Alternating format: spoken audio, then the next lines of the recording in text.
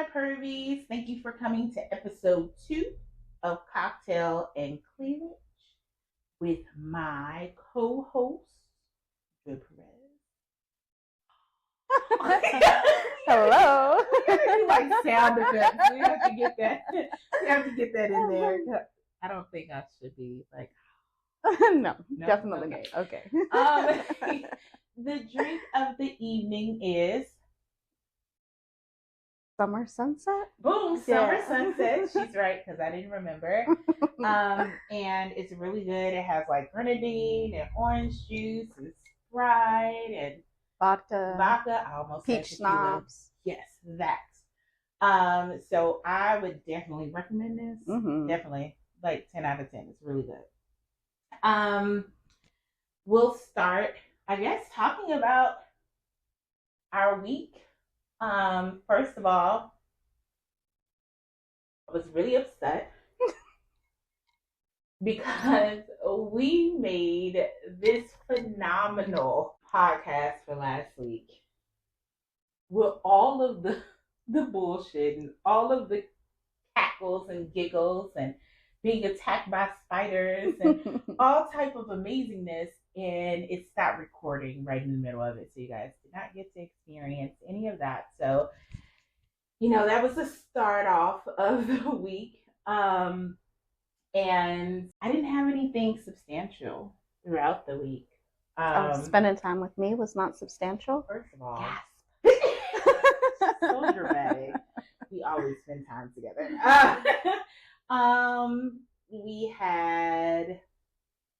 I had a class for my peer support specialist classes. So I did some of that this weekend. We went and celebrated the baby's birthday this weekend, but it wasn't anything like crazy over the top. What about for you? Nope. I submitted a grant for CTPC. I didn't know about you submitting a grant. How come I didn't know about you submitting a grant? You wrote a grant? Did nobody say I did not write a grant. The Rock Rose Foundation, which is an amazing foundation, by the way, it's not technically like a whole grant process. They have like your guidelines on what they needed you to do. It was super easy. They give you step-by-steps of what they're looking for. They even give you like an example of how to do all of the things. So CTPC submitted a grant for the Rock Rose Foundation. Okay. And fingers crossed, because next year we want to do a 3-day Pride event. And hopefully this grant will help us accomplish that. Awesome. This year's Pride was phenomenal. I would love to see a 3-day version of that. Yeah, because I'm going to put you to work. I mean, and that's great. But if we could have air conditioning. Yep, and that's why we're seeking a grant. Because I don't know about none of y'all, but I already don't like being outside. And then I don't know if y'all noticed, but I'm like larger, and I don't like sweating. I don't like doing any of that. Then I like putting on makeup. Then you sweat. It's a whole process, and I don't like it. I wore all leather this year at You Pride. You totally did, and I was so proud of you because my leather vest. Oh, I see. No. I did not wear the vest. It was a whole. But I did. I had brung it, and I was like, I'm not fucking wear it. And then I got out the car, and I was like, I'm not fucking wearing this. Oh, hell no. And that's kind of how it went. So yay to the grant process. Boo for not letting me learn all the things, but yay for the grant process. Fingers crossed. Anything else? Just hanging out with you. One of my babies turned 15 yesterday. So she turned 15 yesterday, and today she informed us she's already planning her Sweet 16. Okay. So, yay for broke best friends. It's gonna be expensive as hell. This one, I have a feeling, will be by far my most expensive one. But this will be the last. This is the last of my baby girls, so. Yeah, black and pink, goth princess. So I'm here for it. So that was our week. And so one of the topics that we wanted to talk about Um, it's really close to both of our hearts. Mm-hmm. Is the idea or the conversation behind being a brat. The misconceptions, uh, the that's the best way that I can put it is the misconceptions. Mm-hmm. And it's really been chafing my ass lately. And so I wanted to take some time to really talk about it. Because when I hear people talk about being a brat or bratting, it's normally spoken on as a identifier for The right side. the right side of the slash. It's Mm-hmm. never looked at for the left side. And so when I identified, one of my struggles with identifying as a brat was the um, ideal that was put out there that brats are on the right side of slash. So I was like, oh, even though I see my behaviors in that, like I can't be that because then as a female dominant, I have to fight even more in regards to me being seen as serious as a D type. Um, and it took me a really long time to identify as a brat or a bratty dominant. And then once I did, I realized there's a lot of there's a lot of pushback. There's a lot of um, preconceived notions that if you are bratty, there's no way that you can be dominant. You're a switch, or you are a submissive. Um, and that's not true. And I feel like this is something that really needs to be talked about because it's getting real old. So I don't know your thought process about it because you are a switch. So Uh, which is funny because my D type of my personality is not a brat at all. My brat is very submissive ish, slave ish. But because I identified as a brat or I have brat tendencies, I was always told that I was not a submissive, I was not a slave. Um, that whole blind obedience, do as you're told without question, it never really sat with me at all. I used to say all the time, I'm not a ride or die chick. I want to know where we're going, how long is it going to take, and is there snacks? Snacks are important. Because snacks are important. I need to know. I actually teach a class for the right side called the Bratty Submissive and Oxymoron. And in this class, we break down the reasons behind the behaviors of brats or why brats behave the way that they do. Mm-hmm. My brat is very trust and autonomy based because of my trauma. Blind obedience doesn't sit right with me. Right. So I need to know that this person is going to like earn that. Or if I push and I push and I push, they're still going to stay because the people who are supposed to stay in your life have left. Mm-hmm. But then it's kind of evolved. My brat has evolved out of that trauma-based triggers things, and it's just fun now. Beast loves my smart-ass remarks and comments, and the power struggle, and I'm using air quotes with power struggle, is very play-based. We just like that push and pull. I very much know who's in charge when they're in charge. Mm-hmm. I very much know where the line is, and I might get very, very close to that line, but I will never, ever step over that line. We just like the power struggle or the play aspect of the power struggle. It's fun. The punishments. And see, for me, I don't get punished. And I'm also not bratty with like everybody. No. My playfulness comes out with those that I trust and that I'm close to.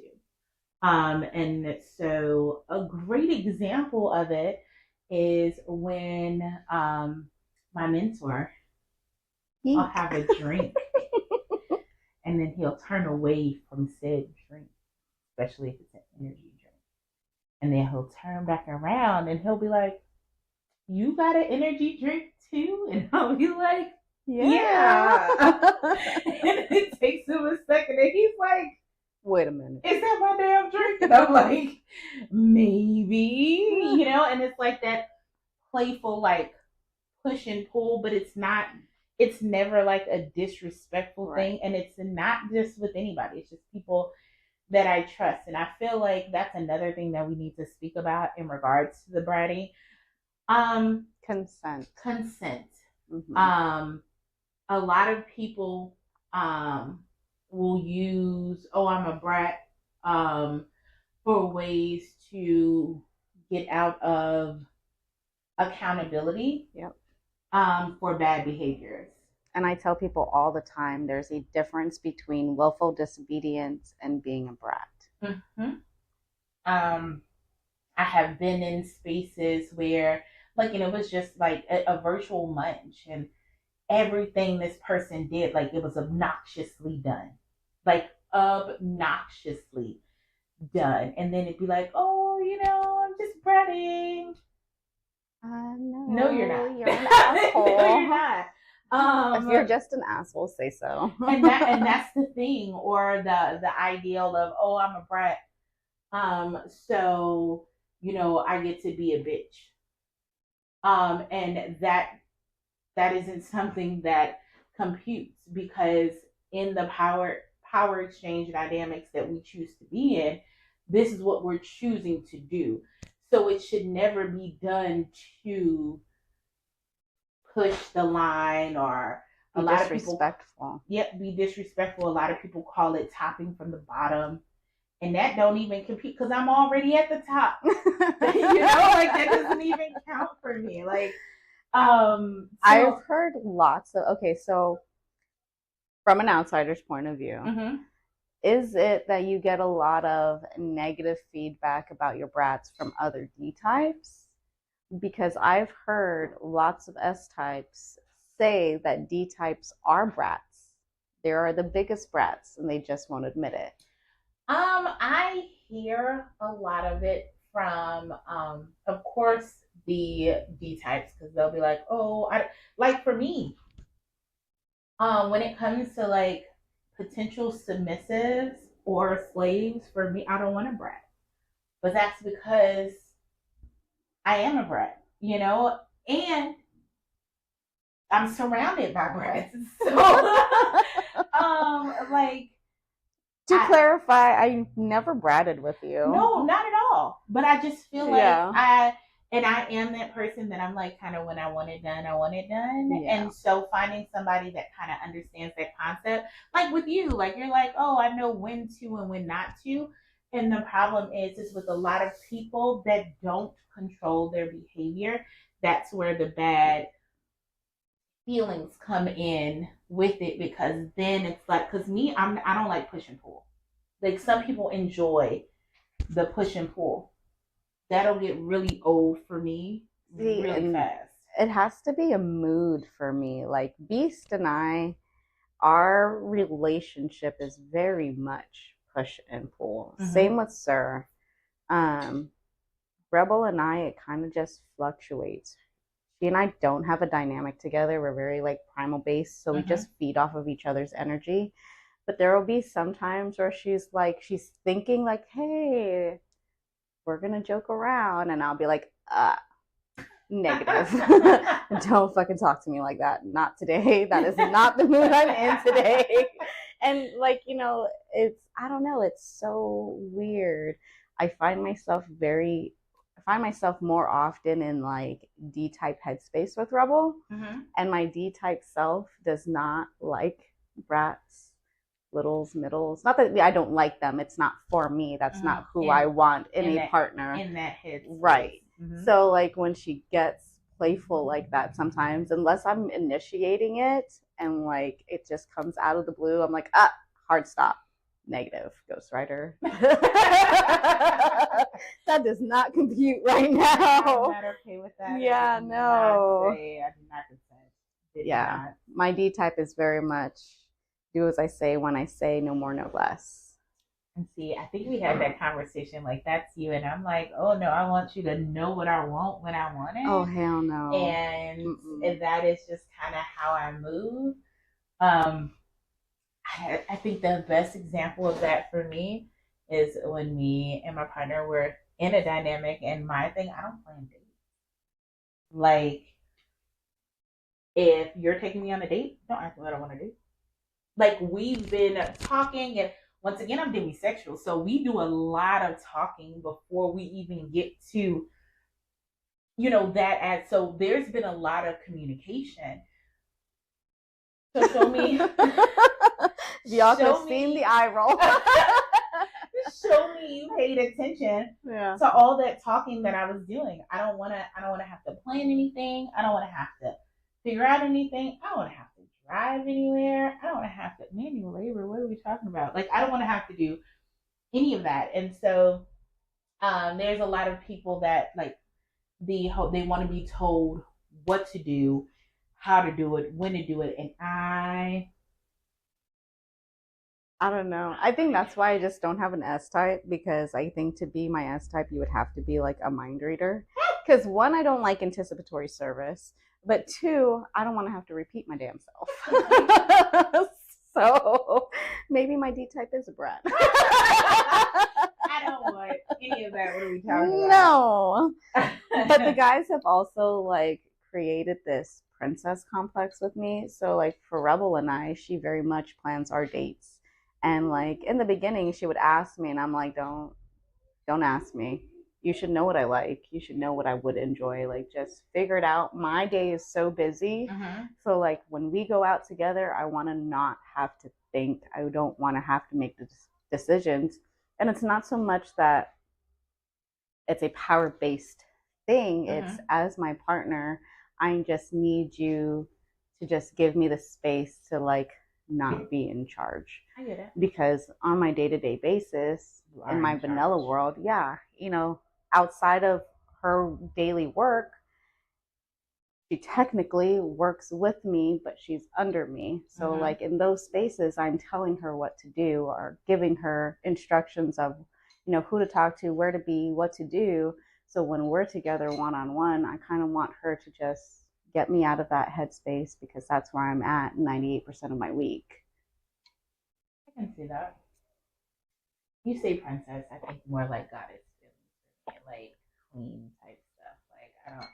So everybody, my minis and I have had this battle about why I like to be called a princess versus a queen, because they very much see me as like the queen of the house. And for me, even the queen abides by the princess. Think about it. If your daughter is the princess and she asks you for something, what are you going to do? As long as everything's cool, do it. Right. You going to follow what your princess wants. So at the end of the day, it doesn't matter. The king and queen will always cater to the princess too, because she's a motherfucking princess. See? And that makes sense, but it's funny because I remember the first time I met you, and it was for our little birthday get together, the very first time. And when we was driving back, he was like, we is like the hive queen. He was like, when she says jump, people be like, how high? And to which side? And so as I watched, I was like, I could definitely see that. Like, it was, because it was very much of that, but I just never looked at it that way. But he was very much like, you give like very do this or off with his headish. And I was I'm a nice person, I swear. No, but like it took me a long time because the guys used to say that too. And when I like take a step back and I look at like my community, my family, things like that, people are good to you because you're good to them. Mm-hmm. And I try very hard to make sure that I take care of people. Mm-hmm. And I have been very blessed with a community of friends and family who, when in turn I need something, they are there for me. And it took me a long time to recognize that. But when you're good to people, they'll be good to you. All right, we're back. Refill break. While we were talking about all of our readiness, I'm just gonna sit this here. For those not watching and just listening in, her face, she is now drinking out of her mentor's cup. I stole it like a year ago. It's mine. I'm so excited. I thought I recognized that because I think I made that shit. You really did. And he was like, "Do you still have my cup? What cup?" Yeah, know what you're talking about. That's what I'm. And you know his memory. He ain't gonna remember where he put it down. No, he remembers like that. Oh, he asks all the time, and I'd be like, I don't know. And you know, I may have it. Never giving it back. Like that was that drowning that I receive yearly. It's compensation. You know who also is an undercover brat? Who? Nurse Ratchet. So last night, leaving the house, he had left his keys up on the counter, and I picked him up because I was going to give it to him, but he was too busy yapping. Nurse Ratchet was like, "Hey, is that his keys?" I was like, "Yep." And she just grabbed them, tucked them in her pocket. She was like, "Watch me drive off with them." So she very much is a undercover brat, but you know.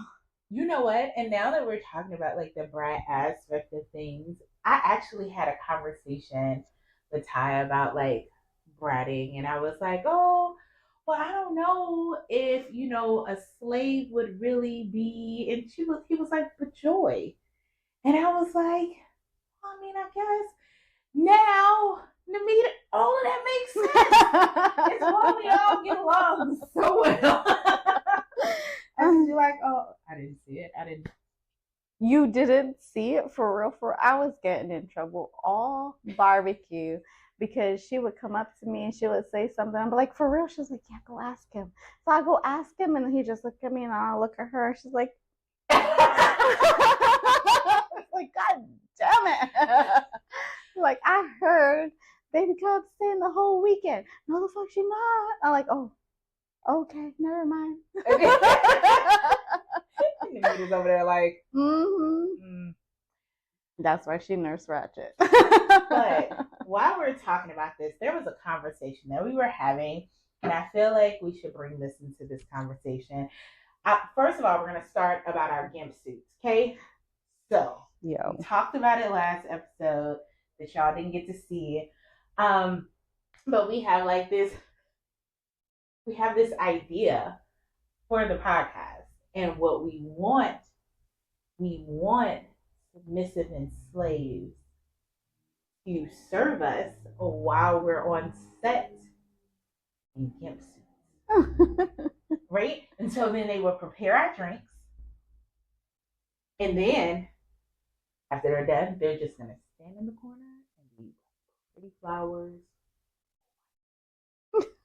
and the GIMP. The GIMP suit was my idea. It was totally, because I didn't know what the hell a GIMP suit was. And she's like, "A GIMP suit." And I was like, "I don't know what's a GIMP suit." And then she sent a picture, and I was like, "Oh, the zipper!" Silence is needed for all of this. And then maybe if we get enough volunteers, we can have like a GIMP suit table. A footrest. Yes. A plant, a lamp. Just that's the big part, though. Like a lot of people don't shut the hell up. Like that is the part that is so important in this whole, you know what don't talk? Tables, chairs, plants. So I want to put that out there because it was really good last week too. Like we had like all kind of jokes and stuff. It was phenomenal. Then So that damn spider. we won't talk about it. I don't like that at all. Dramatic. Another thing that we talked about that I do want to touch bases on before we leave is we were talking, since we were talking about consent and everything like that on this one, we talked about how people approach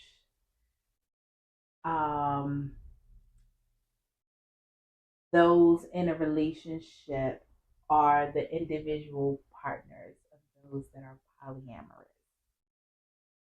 Oh, the controversial topic. Yes.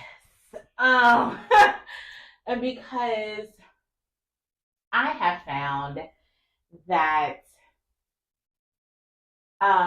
people tend to look at how people engage just in a group setting.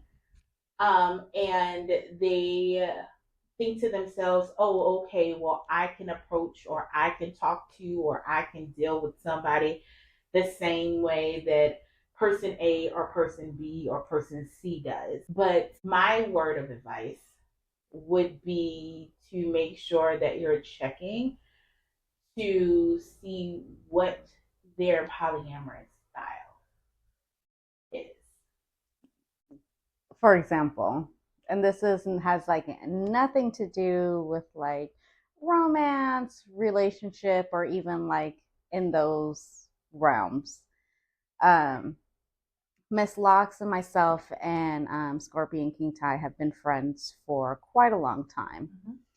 And since I have been in poly relationships for a lot longer than they have, the first time that Scorpion King Ty approached me with a question on advice for their relationship, he had started a group chat with 3 of us. And even though Miss Locs was in the chat, I private messaged her first and was like, hey,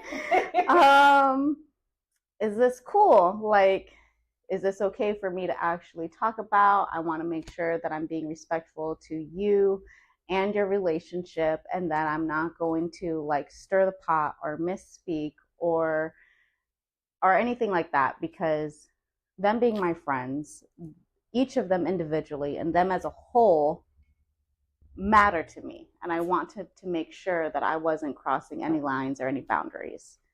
How you see me and Scorpion King Ty like interact with each other is very much how it is all the time, in her face, in other people's faces, out very publicly. He and I do not talk like that one-on-one. Like at fucking all. Like I told Miss Locs, like you can check our messages. There is no flirting. Like all the off the cuff things that we say to each other in person, like that's not our relationship online at all. I feel like when he and I talk, like when it's texting or whatever, it's very like business. Like every once in a while it'll be like, hey, how are you doing? Checking in on you. I know you've been going through like some shit and we'll talk about it. But otherwise it's very like innocent. And for me, innocent is like an oxymoron. It really is. But that, you know, just checking in with her on the side and just saying, hey, I just want to make sure that this is okay. Even though it was a group text message, I wanted to be sure that she was going to be okay. And I think that that's a really important thing, and that a lot of people like breeze past. And for me, I'm really big on respect. And so showing me that respect shows me that you respect what it is that we have. And that means that I can trust you within whatever it is that we're doing.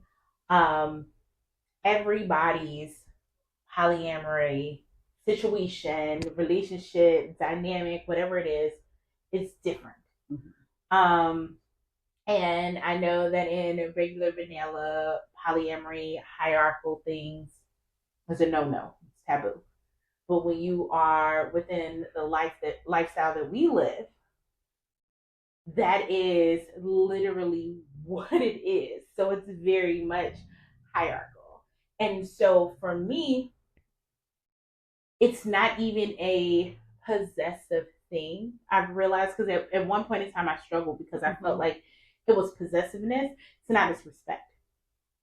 And I realized that when like my circle of people, I could be like, oh, well, I'm not upset when he does this with this person, or I'm not upset when he does this with this person. It's because there's a certain level of respect. And a lot of people don't have that. Mm-hmm. And I would really just advise everybody to like start doing that with anybody they come across, but especially me. So like just the respect thing is just so important, and I don't think that a lot of people talk about it. They think, okay, so polyamory, it's freeness and everybody just free flows, but everybody's relationship looks different. My relationship doesn't look like your relationship. My relationship doesn't look like other people's relationships. And so I'm always very purposeful when I'm like, oh, okay, well, what does this look like in you guys' situation? What does it look like in yours? And then I move accordingly. But I found that a lot of people don't move that way, and I just feel like it's important. It's really important. Or the other thing that I have found is they treat some of my relationships one way and some of my relationships another way. For instance, we had an individual who, from the very beginning, had like such a huge crush on Beast and was super respectful from the very jump, you know, letting me know, oh, hey, I find him really attractive. You know, is it okay if I flirt with him? Is it okay if I talk to him? They found like a lot of things in common, like jobs and things like that. Is it okay if I call and text him and like things like that? But then my other relationship with Rebel, like, I don't know if it's because she's a female, Rebel's a female, I'm a female, and like those lines blur, or because like queer folks just move differently too. But the lack of respect when it came to that relationship, it's like, you're the same person, I'm dating both of these people. Like, how can you extend one courtesy for one partner but not the other? Like, it shouldn't matter that this person is female but this person isn't. Like, respect goes across the board. It should not matter the gender or the type of relationship. So that's really weird to me. It sounds really weird. I don't have that experience. We all know that it's very hard for me to find people that I like. So I don't know what that is. But yeah, no, I would be irritated with that. Like, because it's at the end of the day for me. And a lack thereof will cause issues. And I tell people all the time, I share very well when your approach is respectful. When I feel like you're being deceitful or shady, that's when I have issues. Like, I already have BPD.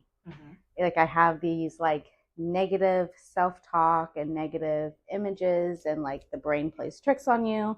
So like, if you come and you talk to me and you're very upfront, it leaves no room for my brain to be like, oh, hey, this person is just trying to come in and steal your spot and remove you from the picture. And the guys are going to be like, hey, she don't got no issues, but being respectful.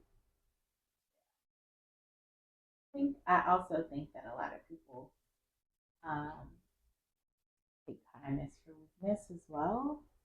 And it is one of those things where we crazy in real life.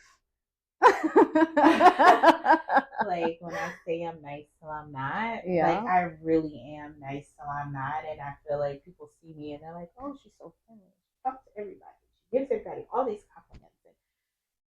And I am all of those things, but there is like a whole nother side and a whole nother switch that is one of those things where it's like, oh, I just want y'all to let me be great. So let's move in this way that is conducive to me not.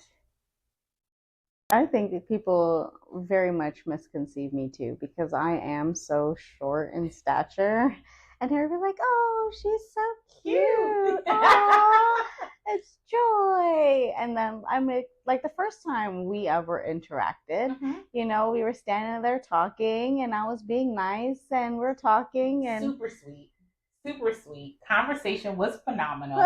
Right? And we're talking and this person walks up and interrupts the conversation and she goes, do you not see me having a conversation? And then turns back around and then she's back like, and I'm like, oh, we're gonna be really good. We're gonna be amazing friends. This is great. Because I don't do disrespect at all.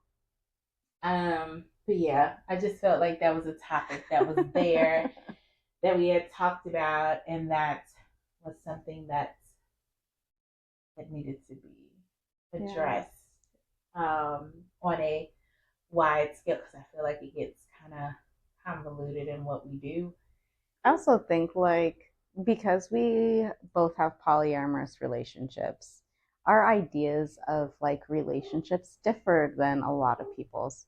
Our platonic relationships have just as much meaning and value to us as our romantic relationships. Like, I will cut a bitch over Scorpion King Tie. Like, don't play in my face. And there is not a romantic or sexual relationship between the two of us. And she'll snap off before I do. Like, I try to be like real cute, probably because I am the romantic partner. And I guess for me, it's also like you don't know what people have going on. Like, just because stuff is allowed and up front doesn't mean that there aren't things on the back end that's going on. Like, respect the situation in general, things that you know and things that you don't know, because you don't know who else is watching or involved or talking to. Like, and I feel like Beast feels the same way about you too. I mean, think about that one round table when somebody was being disrespectful, like immediately after you spoke. And Beast was like, excuse me. Her name is Miss Locs. This, that shit she was just talking about. And that is what it is. Like, I think that delving into polyamory allowed me to see platonic relationships as relationships, because monogamy, you are not supposed to view platonic relationships the same way as you view romantic relationships. But there is the emotional cheating aspect of things. And it's like, then it is the same, right? Like, to me, like, it is the same when it comes to like platonic and non-platonic relationships. And so once I was able to look at it that way, it actually added more value to my platonic relationship. Like, it was just as important for me to develop and keep and maintain and nourish my platonic relationships as it was my non-platonic relationships, but while I was completely monogamous, because I don't know where I fall into the spectrum of things, but I know that I'm not monogamous. And so with that being the case, like, I'm able to see like because I have so many amazing platonic friends. It's harder for me to make non-platonic relationships, but platonic relationships, I have some dope platonic relationships, and I have to feed them the same way that I feed. I think people put too much value into the sex portions of relationships. And that's where a lot of these hangups come from. Like, this is a conversation that I was having with one of my minis who identifies as asexual. And, kind of having to explain to her, for those who are asexual, who have no desire to have sex, who have no desire to do these things, it's not something that they want, need. Their relationship will kind of look like our platonic relationships. Mm-hmm. So if that relationship is just as valid for somebody who has no interest in sex, why would it not translate over to somebody who does have sex, just not with you? Exactly. You know, even you being demisexual, it's harder for you to get to that point of making that connection with somebody for it to then lead to a sexual relationship. Mm-hmm. You could have all of the great conversations and be all intertwined in each other's lives. Mm-hmm. I mean, look at us, you know, and literally. We would definitely, we would snuggle or. Oh, hell no. I love you from afar. But literally, I feel like our lives are just as intertwined as if we were in a relationship. Mm-hmm. We talk every single day in multiple different chats. Very much so. And if I get into one of my funks, because I get them, and I don't reach out, like she'll give me 24 hours. Yeah. And then if I don't reach out in 24 hours, like it depends on how she's feeling. Sometimes she'll reach out and she'll be like, hey, just checking on you. And other times she'll reach out and be like, damn, you don't love me? Like, because RSD is real.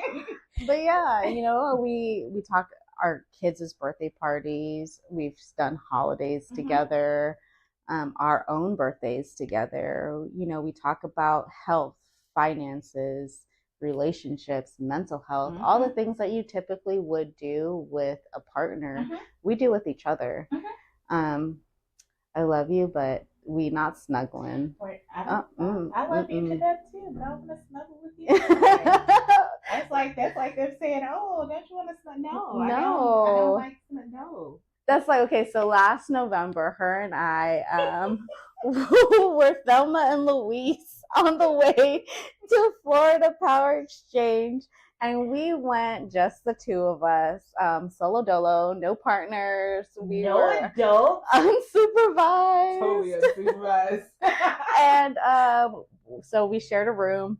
And we're both in our respective beds. Yeah. And she's on the phone with her partner. I'm on the phone with mine. And she's over there whining about she wants booty rubs. And Ty goes, well, Joy's there.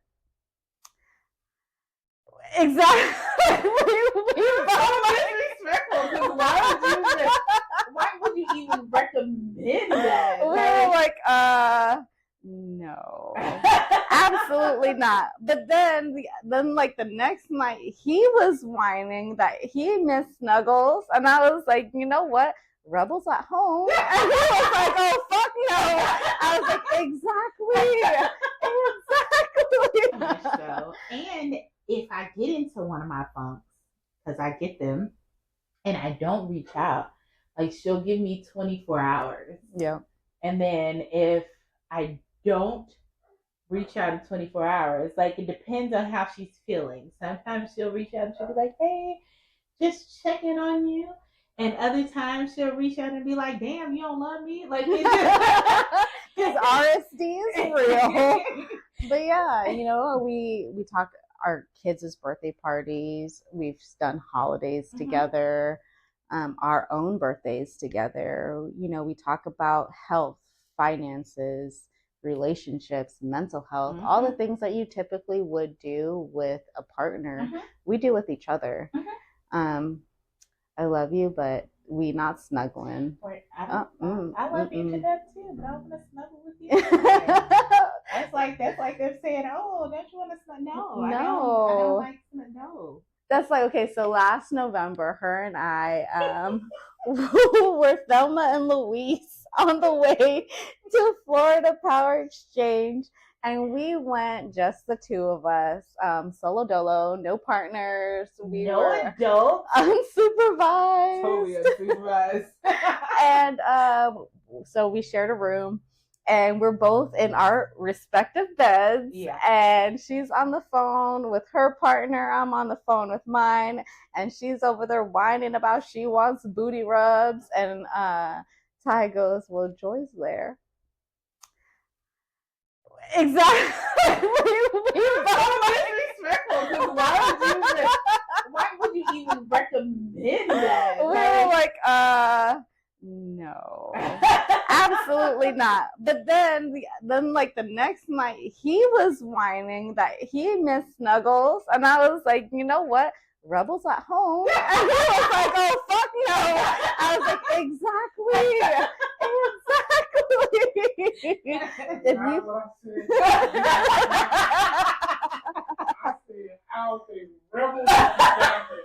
oh, so you'd have been down if Rebel was down. Is that what I'm hearing?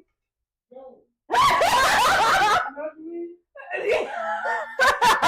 If y'all can see this, our live studio audience of Rebel. She does give awesome snuggles. Am I allowed to say this out loud for everybody to hear? Okay, so Rebel's giving me the, I guess, nobody's gonna stop you anyway. I call her my squishmallow. It's okay though, because I'm telling you, people be out here disrespect. Oh, you're so squish. Hey, just say soft and keep it fucking moving. Because I feel like that was a fat joke. And it's not, and it's not meant to be. Because like my mini gets on me all the time. She yells at me, like, you can't say that to her because like body image and confidence and self-image and body dysmorphia. And I'm like, but that's not how I mean it. I'm not saying it because, she's a big girl. It's because I like to hold her and like soft. Snuggle and like a squishmallow. And it took time for me to understand that concept. Like when you're so soft. And I'm like, is that like... Okay, so there's two ways, okay? I feel like this could be a double-edged sword. Because I do have an individual in my life who every time they hug me, like to like feel up on me and comment about like how soft my skin is. And I might smile in their face, but it really creeps me the hell out. And it also screams like fetishization to me. Ooh, you know what? As soon as you said that, I thought about cannibal Lecter. It puts the lotion on the skin. Sorry, go ahead. But yeah, so like I feel like I guess it's like the intent or who's saying it. Like if we're close, like I'm probably gonna be the only person who's ever gonna be allowed to call her Squishmallow, but as it should be. But I do feel like relationship categories, time invested, time in, all of that plays like a big you can't part. say time invested because we're lesbians. Hey, so y'all time just looks different, but there's time invested. We count time in like dog years or some shit like that, It's always really funny to think about it because, like, I'm like, Rebel and I've only been together since November 22. Yeah, December of 2022. So it's not even been that long, like a year, almost 2 years. But like, it's not even that long. I can't talk crap. It's been what, 2 years for us? Been 2 years for us. Or are we going on 3? Ooh. We going on 3 next month. Drink some more, baby. And see, I still remember, like, people are always like, oh, he's so lucky. I'm like, I don't know the work this man put in. Like, but not even work on the level of work that most people have to put in because, like, the connection was, like, mad crazy. But, like, we talked for, like, a month and a half. And I refused to meet him. Because connection. And then, like, he planned a date. That's where he fucked up. Now, every day has to be planned. But he planned a date. And it was, like, after, like, a really big event for me. And he was like, when you come back in town, I want us to go out. We're going to go to your favorite spot. It's far. And it's going to Wait, time out. It was November because the harvest. Mm-hmm. That was the first time. But we didn't actually start, like, seeing each other into December. Okay, but The first time we went was in November. Okay, I just had to put it out there because I'm right. And not just that, because in November, I remember because she was like, there's a lot of liquor in this drink. Is there's something to go with it? She was so confused. Super confused. But it was like a big thing. Like I'm very much like, oh, first of all, I don't find anybody except for women. I don't really find people like I don't often look at men and be like, oh, he's a hottie. And if I look at a man and be like, oh, he's a hottie, it's more like, oh, like he's really pretty, like that aspect of it. And so, like, first of all, guys have it way worse with me anyway. And it just requires so much time and dedication and attention. It's crazy. I didn't know it was 3 years. You see how people keep on saying, I'm really in awe. I'm like 3 years. Crazy. See, I'm terrible with dates. I have to like, okay, so I made my password my wedding anniversary just so I wouldn't forget it. Because like now I have to like remember it all. I'm horrible with dates. You couldn't, even with my password being my wedding anniversary, I couldn't tell you how long. Whatever 2016 is to today, that's how long me and Beast have been together, right? Yeah.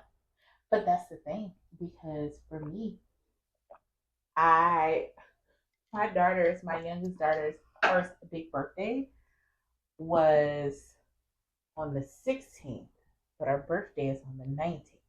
But for 2 years afterwards, because I had it on the 16th, my brain was like, her birthday is on the 16th. And I was like, the 16th. And I remember going through my divorce, and they put you on the stand. And they're like, okay, how old is the child? And I told the age. And I was like, her birthday is, I said, I was looking really bad in front of me now. And she was like, here, let me pose the question different. And she gave the date, and I was like, yes.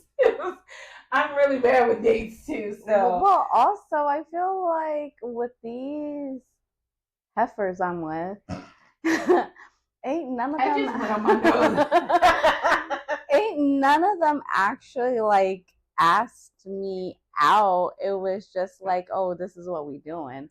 Like Beast and I, we were together 5 years before we actually got married. So I can tell you our wedding date. Mm-hmm. But to tell you when we actually started dating, I couldn't even tell you, because like motherfucker just didn't go home. And I know I see you looking, but like for real, like we started talking because we worked together, and it was like, hey, can I spend the night? Yeah, okay. He brings a duffel bag.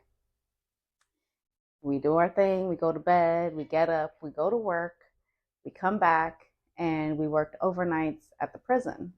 So like 12 plus hours at work at the prison. We come home, we literally just crash. When we get up, he'll be like, hey, I gotta go home real quick, but can I come back? Mm-hmm. And he'll come back with a new duffel. Now he's slowly moving in. No. I mean, he would take his old clothes with him, come back with a fresh set. Yeah. That's some stuff that I've been through. So I'm like, this happened for like a long ass time. And then like shit happened. We ended up having to like move in together. But when he asked me if I wanted to get a place with him, and I was like, well, time out. Like, we're not even really like dating. You just haven't gone home yet. Like, what are we doing? You know, like all of a sudden want to like, I'm not even your girlfriend. He's like, what do you mean you're not my girlfriend? And I'm like, you never asked me to be your girlfriend. He said, I'm over here every night. We go together. Exactly. That's exactly. And that was exactly his thing. He's like, I thought that's just what it was. I'm like, well, what the fuck? Okay. So like so I couldn't even tell you when he and I first started actually seeing each other. Into relationships. That's what I'm saying. That's Rebel and I. We count our first date because even though that first date wasn't even to be like romantic things, like we were both coming out of very toxic relationships. That was not something we were looking for. But it just kind of evolved into that very fucking fast. And we can't even tell you like when that happened. So we just count our first date. I feel like that's a valid thing because it's the same thing with like us. Like it was like okay, and then we had like our dynamic. So it was like, oh, everything is like super fast, and like the date was amazing, and then it went way longer than what it was supposed to, and then the popping off of things that I don't normally do, and then it's like, what the hell is going on? And now we have like the dynamic, and then the dynamic lasted for like 3 months, and then he was like, "Bitch, you bossy." So at least you didn't have a fucking embarrassing experience like me and Sir. So Sir and I met our high school senior year. And we both went to a charter school. So like we only had to go for like 4 hours a day. And then like I finished all my classes early. So I got to just sit at home until graduation day. So we kind of lost touch like after we weren't going to in person anymore. And then he hit me up in MySpace. Oh, MySpace. You know that my MySpace profile is still floating. So is ours. And yeah, I can't figure out how to get on it because it was an AOL email. Oh fuck! I can't tell you what the AOL email was. So Sir hit me up on MySpace, and we started just talking, texting back and forth, and then it evolved into phone calls. And we had only just been like after we actually graduated, it's all of our communication was just phone calls and text messages, and we had lost track of time one night, and his cell phone died, and he called me back on the house phone. So it was like probably like 1-2 o'clock in the morning. That's a no-no for a girl. But we fucking like we lost track of time. We didn't realize how late it was, and it woke my stepmom up. So the next day, like, Chamorro families were always at each other's houses. So all of my aunts were over at the house, and my stepmom's telling them about how a boy called in the middle of the night, blah, blah, blah. So he happened to call me during the day, and my aunt, like, jacked the phone from me and was like, hey, if you want to keep talking to my niece, you're going to show up here with all the shit to make banana splits. 2 hours later, there's a knock at our front door. And here is Sir with like bags of ice cream, like every type of flavor ice cream you can think of, every single topping and syrups and cones and all of this shit from HEB, and a bouquet of flowers for my stepmom and a bouquet of flowers for me.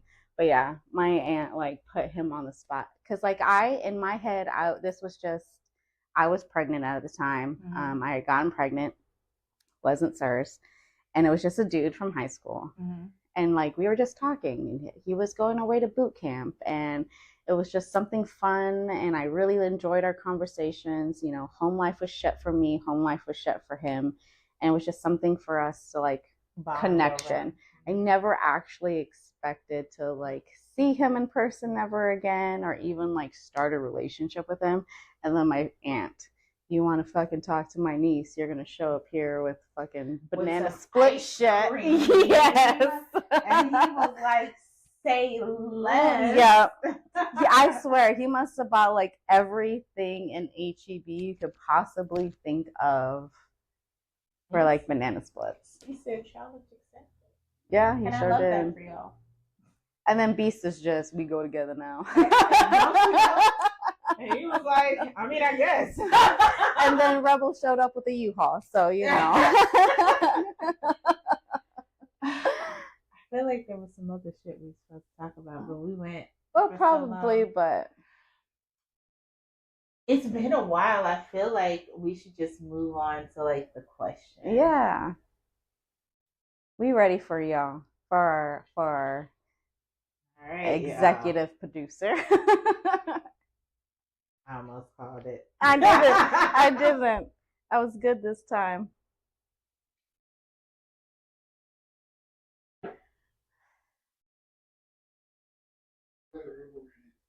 Ooh, come on, Rebel. Gotta make sure you speak up though, because our microphones is all the way over here.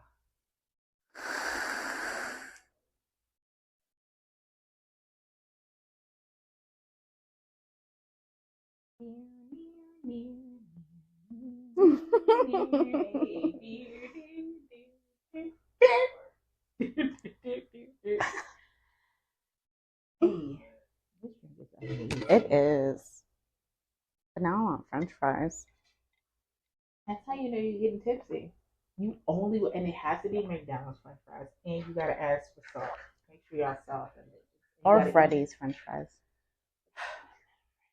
Oh, I like them thin and crispy. Mm-mm. But their shakes are good. See, I don't like shakes. Our side conversations while we wait for our people to get their shit together. All of that. He just gonna delete it out. Unless he doesn't.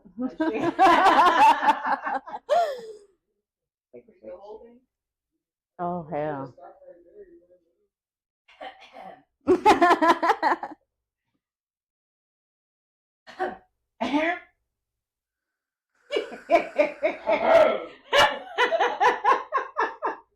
All right. 26 female partner had a scat fetish. He almost acted on it with someone else, and now I'm turned on.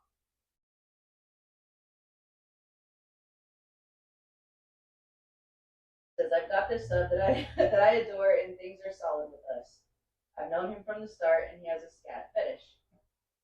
Never acted on it. He's asked me and his other dom to engage on it, but we both say no. I tried to watch a couple of videos to see if it made me feel too bad, and the videos made me so sick. So I told him it's officially off limits. He told me the reason it hadn't happened yet is he only wants it with one of his serious partners because that's the king. Scat on its own means nothing. Scat with his owners is what makes it good. Says anyways, fast forward to tonight. Turns out he really craved and tried to pay a provider for it. Some random person. He wanted to finally get it out of his system and try it just once. He ended up getting scammed and walked after his deposit, so it didn't happen. But the fact that it almost did made me repulsed and worried, and I'm worried that I won't be able to bounce back from the disgust I'm feeling. He wants to eat this guy, not just get. I'm sorry. I'm so sorry. Go ahead. Not just get it on his body. The thought of kissing him and letting him near my sensitive face while grabbing possible heated boo boo. It's about terrifies me. Please excuse us. We don't want a kink shape. Anybody? But hard no, not my kink. Hold on, wait. Is it more? He wants to eat the boo boo. Oh, we're not done. Okay. And he saw my unintentional harsh reaction to him actually following through with this, and now I know he won't tell me if he ever does it. I've never been a kink shamer. I want to be open-minded and feel it's so wrong to leave someone over a kink that has nothing to do with me, but I feel like I have to now for my own health. Has anyone ever had to leave someone because they didn't get over their kinks? Okay, so I will say, when you talk about entering a dynamic or play or things like that, like limits, hard limits, soft limits, things like that should be discussed, right? And there needs to be an action plan about what happens when you can't meet each other's needs. Mm-hmm. And I think in a perfect world, we would like to say that it wouldn't change our perception of our partners. However, if it's a hard limit, it's gonna change it, because literally it's right. Like limit. I'm seriously trying to like think about this in terms of it not being scat, because that is a hard limit for me. Because Beast and I actually have we're currently experiencing this, and it's something that we've been experiencing for a couple of years now. For a long time, D&H, degradation and humiliation, was a hard limit for me because of my past traumas. And it was not something that I was even willing to explore, talk about, whatever. And that is one of his major kinks that he wants to do. And we had talked about him having like other people to do it with. And then now that I'm in a more healed state, I find myself curious about D&H, and I want to try it and I want to explore that. And I had brought it up to him, and through his research and through his own whatever that he does on his own, he was like, well, no, this is not something that I think I can do with you. And it's like, well, why the fuck not? Well, because you're my wife, you're my princess, you're my slave, and I can't bring myself to like talk to you or do these things to you because of who you are to me. For him, it has to be somebody with no emotional connection. And for me, it can only be with somebody with an emotional connection, because I know I'm safe. And that has been like a very hard thing for him and I to like come to terms with, is that I'll never be able to get that from him, because that's not something he's willing. In his mind, he doesn't ever want me to see him as my abuser. And even though we have a fairly consensually abusive relationship, there are still certain things or certain lines that he won't cross, because he doesn't want me to like get triggered and then look at him in a different light. However, for me, when I know that he's like talking to somebody else, exploring this particular kink, it is a hard one for me. And I do, like, we had a really big fight about it a couple of years ago. I won't even say fight. I had feelings about it. And even though I was having feelings about it, my answer was still like, go ahead. Like, I know like this isn't something you can do with me, and I still want you to be able to explore these things. Does it change my perception of him? I don't think so. No, it's not that I don't think so. It doesn't. But he and I have had like almost 14 years together. And I think the longevity and the trust that we've kind of like built in. See, so like, of course, scat for me is a hard limit. But when we're talking about like hard limit spaces, it's kind of like race play in any type of way. That is a hard limit for me. And I don't just mean the race play in like the definition of race play. I mean, if you refer to yourself as a BBC, if you refer to yourself as Ebony, Queen of Hearts. Yes. Any of that, any type of those type of tags, or you use those, or bull is a no for me. And a lot of people are like, well, if that's how he chooses to play with the other partners, right? And for me, it's like, okay, well, you are okay with objectifying yourself. I'm not okay with being objectified. So if you won't protect yourself from objectification, how can I trust you to protect me from objectification? So that's a hard limit. So I can totally understand her not being okay with the scat play and all of the things that come with it. And this wasn't like it wasn't a conversation that wasn't previously had. Right. He was well aware of what the hard limits were. So with that being the case, when he pursued, and I'm coming at this from a dominant space, we sat down, we talked about hard nose, all of this. Like, you're well aware of this.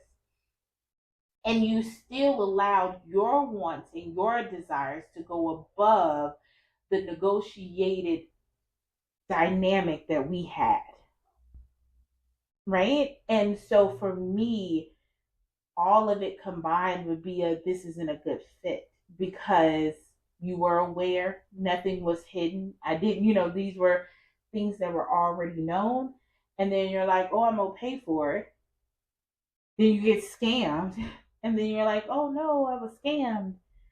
And it's like, but you knew all of these things. And now trust for me is kind of like, because what other hard limits are we gonna see? But I will argue the fact that because that was a hard limit for them, the fact that the person who was interested in scat play was like, okay, well then instead of like violating you or pushing you to a point of being uncomfortable, I will just go seek that elsewhere. Why is that not okay?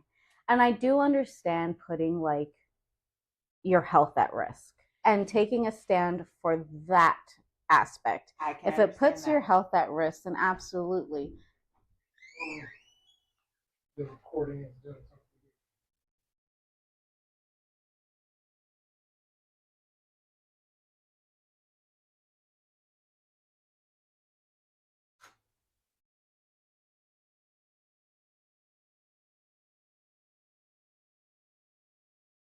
that makes me so nervous. It didn't stop. It Okay. didn't stop recording. Okay. It just blurred out. We've been up here for a while. Oh, I can understand that. Where's your battery at? 20%. Okay. Y'all can pick back up from a few sentences ago. okay. Yeah. So if she's making a stand because of health stuff, then that I can totally respect and get behind. Mm-hmm. But if she's looking at him differently just because he enjoys scat or he's looking for it elsewhere, that is where I take issue with it. And so when I look at scat play, I like I said, I had to pull like something that I would feel as passionately as she would, because for okay, because scat. so well, it's like it being on your person is one thing, right? My sensitivity, my body sensitivity in general, that would be a no for me, right? But this takes when I look at like race play. Could they go and play with other people like that? Yes, but when I say that it's a hard limit, like that's why I said if you even refer to yourself in this manner, because we don't align on that aspect of it. And so when I look at people with their hard limits, I may not necessarily understand their hard limits, like however they're there for a reason, and it could very well affect how she looks at him as even if it wasn't a health thing, how I look at you as a person that participates in this type of thing. It's not a shade thing. It's like a, hey, I want you to be great, but I want you to be great over there. And everybody has their own viewpoints and standings on that. There's a lot of people that are like, oh, race play plays a certain part, and there's reasons why, and there should be that freedom to do it. But for me, like that's a hard stance. Mm-hmm. And so for other people, I try to, just like I try not to kink shame, I try to make sure that as people set these hard limits, I don't try to like overthink it. And I'm like, hey, this is what they're okay with. This is what they're not okay with. It's not my place to analyze, because I don't want anybody analyzing like my rationale for not doing or not being okay with certain things. Like I'm not okay, and that's just what it is, and it should just be. Want to go roll around and all of the things, be great, but like you said, like all of the other things, like it's always really concerning for me. Because of my sensitivity, so I can understand her standpoint on that. Like I can kind of correlate with that, but most things I'm just like, there's some things I'm okay with, and There's some things I'm not, and as long as it's not a hard limit, I don't have a lot of hard limits. Um, it's normally not a problem. I don't like needle play. Just don't play with needles around me, and we cool. You can go get that from somebody else. Matter of fact, I'll find some people to get you needle play, and it'll be great. But for me, I can't even watch it. Um, so I don't know. I don't know if any of that makes sense. I just when I look at it, I'm like, oh, this is a super hard limit for her, and it really did change her viewpoint on it. And I also feel like only parts of stories are shared in these spaces, so we don't know what was said, what was talked about, what was negotiated, and I feel like all of that plays a big part too. So I don't know. But it's a hard no for me. Yes, scat is a hard no for me too. You don't have to worry about that. Like that movie. What is that movie? A movie about poop? Not it wasn't about poop. It was Project X or something like that. I don't remember. No, that wasn't it. There was another one. It was like a parody one. And he wanted to poop on his partner's chest. And he like had an accident out in the middle of the street because he'd been like holding his shit for like so long, and he like pooped everywhere, and his other partner was like, all of that was supposed to be for me, like in awe, and it was disgusting. I don't know. She's watched. Beast and Sarah make me watch like some of the weirdest things. Yes, I really don't like stupid gross movies like that, and I've seen far too many because of those two. But yes, I can totally see them. They're like, come on, that's good. It's okay. Two Girls, One Cup was not for me either. Can we talk about how I learned what scat play was? Because y'all know, before I got on Fat, like I was super duper, uber vanilla. And so. I mean, vanilla people know what porn and Two Girls, One Cup is. Okay, so how'd you learn about this? How did I learn how to take titty pics? Oh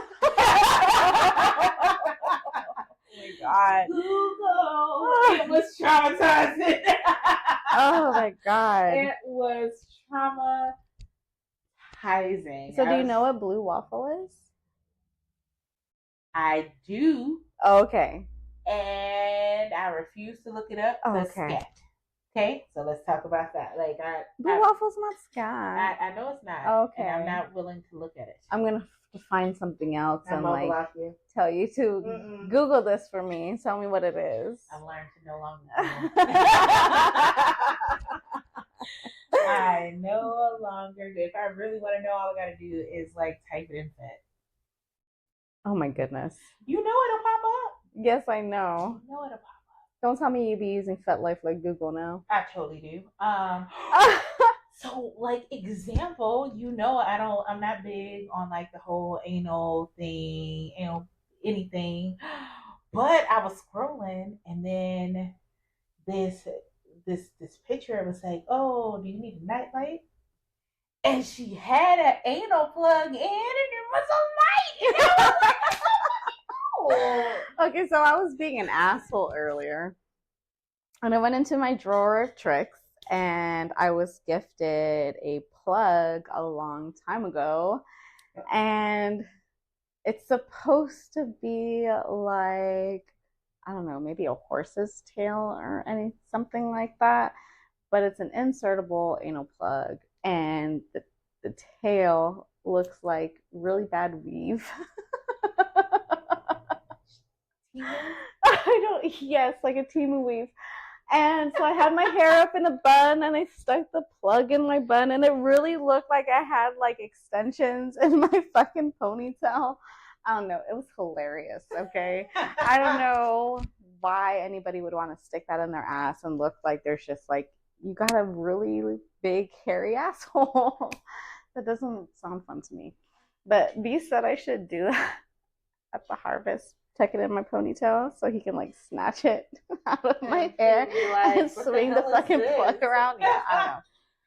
These No. touch just some really weird ideas. No, I had a slight moment in the very beginning of my journey where I was like, oh, well, the plugs are really cute.